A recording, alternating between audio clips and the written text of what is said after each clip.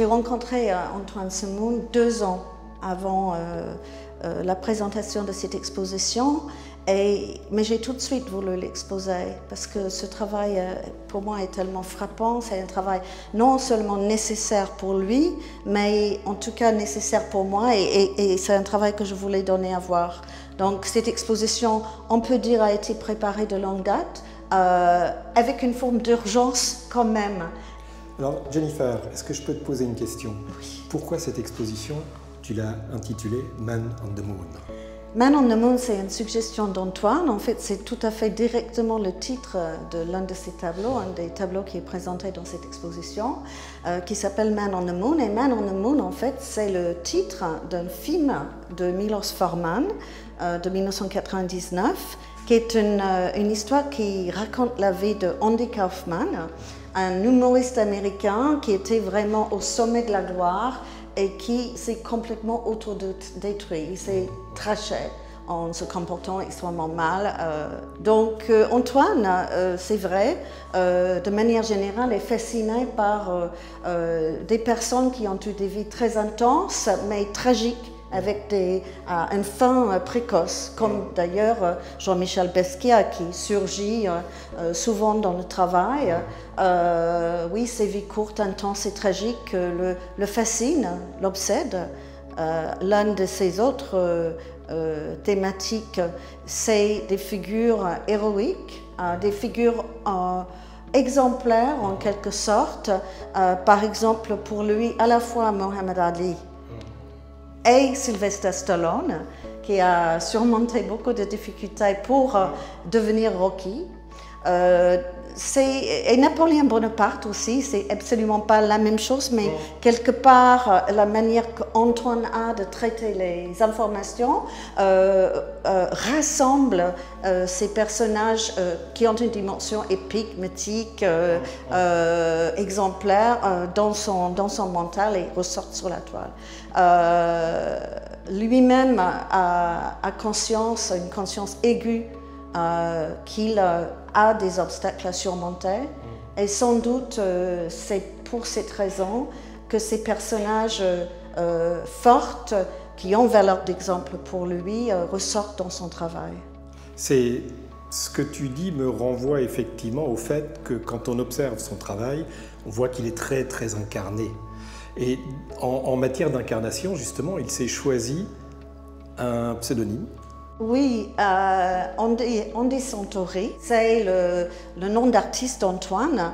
Il a choisi ce nom parce qu'il pensait en tout cas que son nom de famille était trop connoté, et il a voulu, à la manière d'un paravent, mais aussi d'un miroir, choisir une autre identité, et le nom Andy Santori est choisi pour 2 raisons. D'abord, donc, Andy Kaufman, ce célèbre humoriste, et d'autre part, le livre de Jacques Kerouac, Satori à Paris, qui est l'un de ses références littéraires. J'entends à travers ce que tu dis que, en fait, on pourrait presque considérer que son travail a une valeur thérapeutique aussi. C'est-à-dire, et on est beaucoup dans le dépassement, dans la façon de ne pas se laisser enfermer dans un carcan qui est celui à travers lequel la société peut le percevoir, avec sa difficulté effectivement. Il veut se servir des modèles, et ces modèles dont il nous raconte l'histoire, mais l'histoire vue à travers son propre prisme, est en fait une forme d'acte de résilience presque.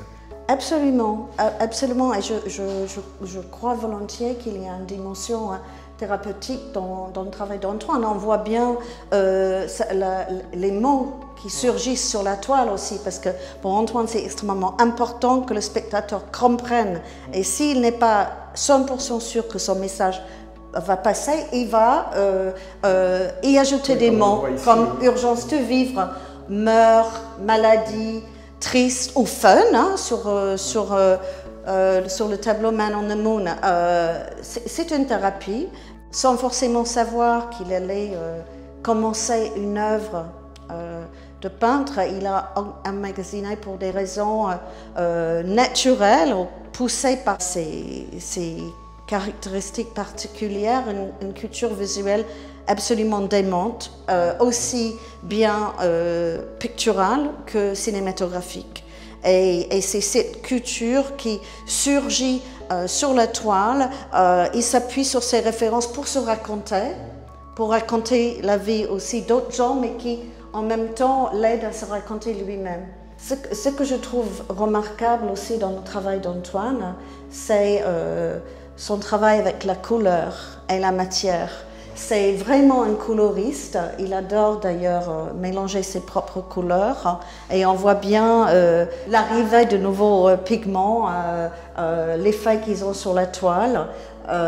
Et puis ses expériences avec la matière qui sont tout à fait intéressantes. C'est un vrai travail de peintre. Antoine expérimente beaucoup donc avec les couleurs, mais aussi avec ses effets de matière.